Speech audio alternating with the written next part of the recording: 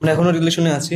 দেখেই বুঝতে পারছেন, হ্যাঁ, আমার পাশে কে আছে। আমার মুখ দেখানোর মতো কোনো জায়গা নেই। আমি তো ভুল করেছি, শফিকের সঙ্গে আমি রিলেশনশিপে আছি। এটা আমার লাইফে সব থেকে বড় ভুল। তোমাদের কোনো ছোট বোন থাকলে তোমরা কি এই জিনিসটা করতে পারতে? আমার ভুল হয়েছে, আমি ক্ষমা চেয়েছি। এই ভিডিওটা 1-1.5 বছর আগেকার ভিডিও। অরিজিনালি কি আছে এই শফিকের মুখ থেকেই শুনবো এবং তার বান্ধবী তার মুখ থেকে শুনবো। দেখেই বুঝতে পারছেন, হ্যাঁ, আমার পাশে কে আছে।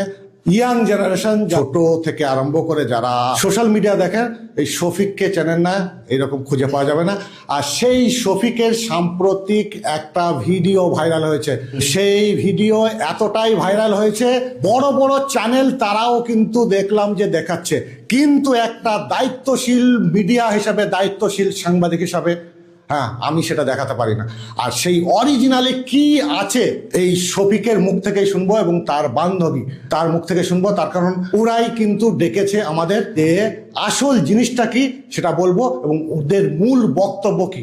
আসুন শুনবো শফিক এবং শফিকের যে বান্ধবী তার মুখ থেকে। সাম্প্রতিক একটা ভিডিও ভাইরাল হয়েছে তোমাদের, সেটা কতটা সত্যতা? আমি আমার একটা আইডিতে আমি ভিডিওটা করে ছেড়েছি আর জানিয়েছি যে ভিডিওটা কিভাবে পোস্ট হয়েছে।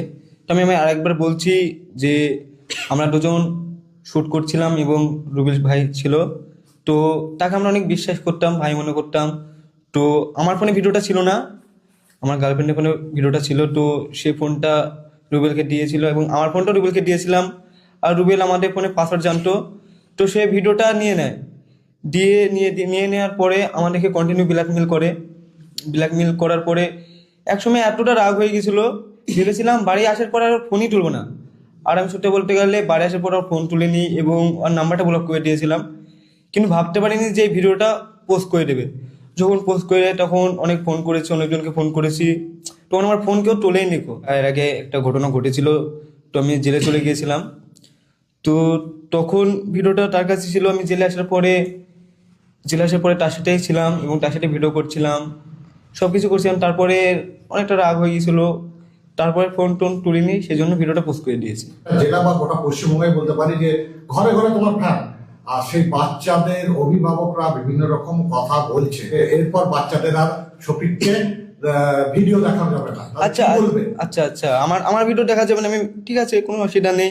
তো বাচ্চা রেখে যদি ফোন দেয় বাচ্চারা আমার ভিডিও দেখবে না। ফোনে তো অনেক ধরনের ভিডিও আসে, অনেক ধরনের। আমি হয়তো এখন বলছে যে এই সমাজে আমি একটাই খারাপ ছেলে আছে আমার মতন এবং এই ভিডিওটা আমি একাই করেছি, আর কেউ করেনি। সত্যিটা বলতে গেলে আমার দুটো বন্ধু আছে, সে বন্ধু দুটো বললো যে তোমার মতন ভাই অনেক কাজ করেছে, কিন্তু তারা ভাইরাল নেই, সেজন্য তোমার ভিডিওটা কেউ পোস্ট করছে না এবং তাদেরকে নিয়ে ট্রোল করছে না। আর বাচ্চারা খারাপ হয়ে যায় বলতে গেলে, ভিডিওটা যদি আপনারা বেশি বেশি